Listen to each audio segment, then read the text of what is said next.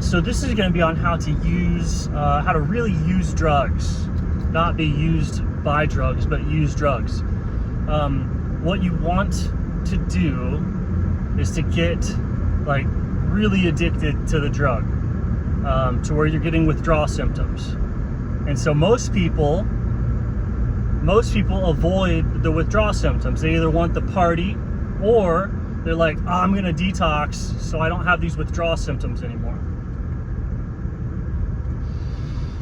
What you want to do is you want the withdrawal symptoms, because this withdrawal symptoms, granted, so you're already addicted to multiple drugs. One of them is food, right? The other one is air.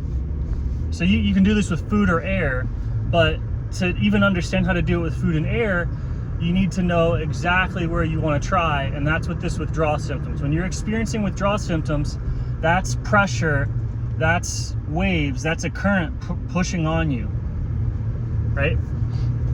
So most people get thrashed around by this thing. They either run away from it and they're like, oh, I'm clean, right? Or they go, oh, I don't want to get these withdrawal symptoms, so I'm gonna do the drug. I'm gonna do the thing to get rid of the withdrawal symptoms. Most people are super afraid of the withdrawal symptoms, and so that's drug withdrawal, that's hunger, that's the desire for breath. So when you go for the withdrawal symptoms, that's where you're able to surf, and that's where the creative impulse is. So you go and while the withdrawal symptom is hitting you, if that's the exercise, like lift that consciously, intentionally, like do reps with it over and over and over. But when you're doing reps with a withdrawal symptom, a lot of the time people think like you're yo-yoing, or oh, you keep failing because you can't get on the drug, you're eating, you're cheating. You're like, that's the area that you play with for maximum creativity. I'm not saying this is necessarily like safe in all regards. It's pretty safe if you do it with food and air, but you can do it with more intense types of withdrawal and addiction, various levels of dopamine withdrawal and addiction. And it's you're creating it and finding it over and over and over again on purpose. That's what the burn is when you're lifting weights. It's like you've gotten your muscles have withdrawn. They're going through withdrawal for oxygen. That's the burn. Like the burn is your body experiencing withdrawal symptoms from those metabolites. Like you've used up all the metabolites. The body is like empty, like, oh my God, I'm gonna have withdrawal symptoms. I don't have these drugs. That is the development point on all spectrums, all planes, all whatever. So everything from doing your VO2 max to your, whatever the anaerobic training. I'm not even gonna mention the theories that are stupid.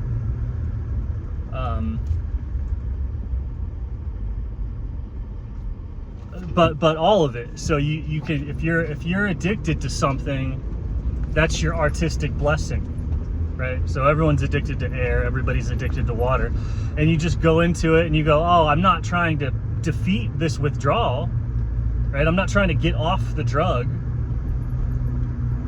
Like don't try and get off of air, don't try and get off of food, don't try and get off of whatever it is that you're addicted to, but be like, oh, that energy, that's the real energy. That's a wave that you can catch to be something more than you are.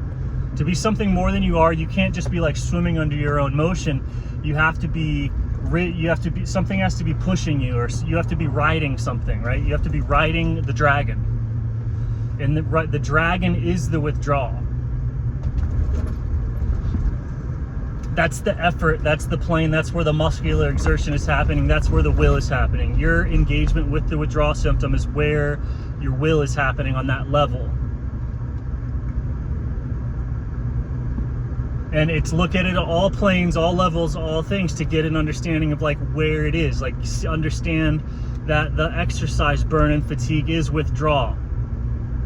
The drug addiction is withdrawal. The breathing is withdrawal, right? All the training is hitting this thing. That's the sweet spot. That's the center point where your success is possible, because the success requires you catching or riding one of these dragons. And if you get skilled it's no longer just like aggressive on off. It's something as delicate and nuanced as a hand or as a brain or as a heart or as a kidney.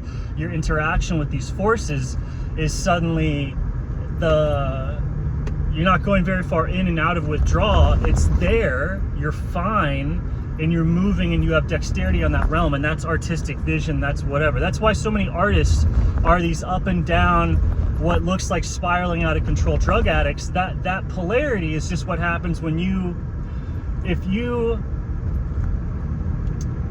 you become more than you are unconsciously or whatever. If you do this unconsciously, then it looks like it looks like an up and down. And there's the artistic, like, oh my God, going up and down, but what you're going, that up and down is actually the solid wave, right? So imagine a wave going forward. If you're riding the wave, it's not an up and down anymore. It's just pushing you consistently. There's no up and down. But if you miss the wave, there's an up and down that goes by you. So people that are playing with energies that like access the human potential, and the human potential is infinite because of our ability to surf these waves. We have the ability to see and to surf these waves, and so we can do and become anything because we can catch the ride and move on these currents and these waves of energy that are anything that we can imagine. And that's all the different sorts of arts and abilities and things like that. But if you're not having success in anything, it's because you're trying to defeat the system or whatever. You're trying to get rid of the wave or to get out of the way. Like it's most people run entirely from exactly what they're looking for, and they put a win-loss thing on the up and the down, and so it ignores the middle, or the middle is where you don't want to be because that's where the wave crashes, so it's bad. Like, how did you get hurt? Oh, this wave crashed on me. Okay, so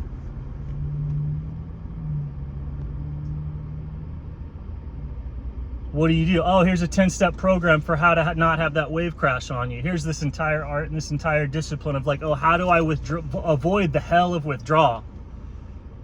How do I avoid it? And it's the whole thing is like to actually finding it, and it's like there. So you can be withdrawing from another person, you can be withdrawing from what those things that like hurt, that people run away from. They try and either get so much of it that there's no withdrawal, or they try and break their addiction of it to where it's like, I don't desire that at all.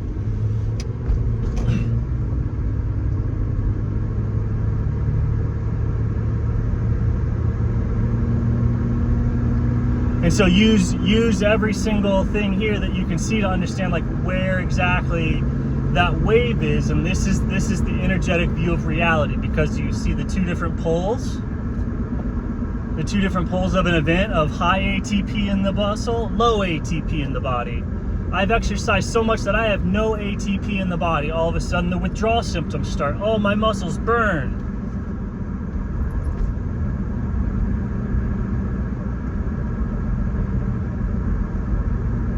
That's that high and the low is a system that is then that's a wave that you can catch if you're between the high and the low perfectly. That's the pace that you do for the ultra marathons, is you get between the high and the low perfectly, and you just ride it. Like if you're in a fight, the best fight is between exhaustion and freshness.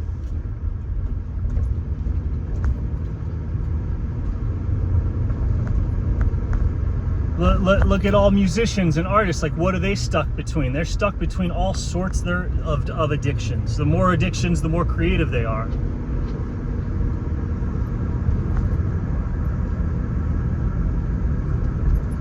And so this is all playing with all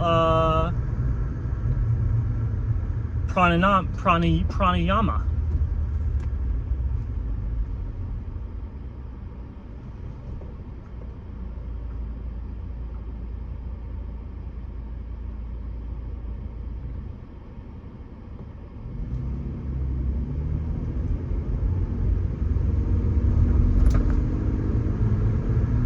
And so that's how you use if you want to use drugs, instead of just being addicted to air and food, you can put chemicals in your body like caffeine or cocaine, or no, don't do any of these drugs, but you can get addicted to any substance, any lifestyle, any food, anything, and then once you're addicted to it, if you stop eating it, you've all of a sudden, you're doing the equivalent of fasting, like a totally clean monk. To get the amount of energy and like spiritual push as a junkie, that totally clean monk has to do crazy stuff. Somebody that's a junkie, they could just sit there for I don't know, like a couple of hours, and all of a sudden they're in the most intense energetic state ever. And so this is a little bit why the last first thing is, because anybody that's like just like, what's bad? Oh, I have an addiction to form. I have an addiction to sense pleasure. I have an addiction to my ego. I have an addiction to any of these things that seem to dominate people. The instant that they see or are able to catch the space between the high and the low, and actually traction into the creativity of their withdrawal symptoms, and then it's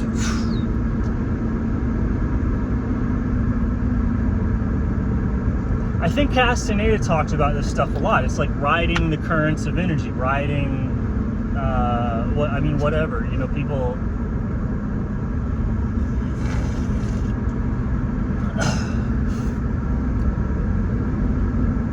Sandworms. It's a sandworm.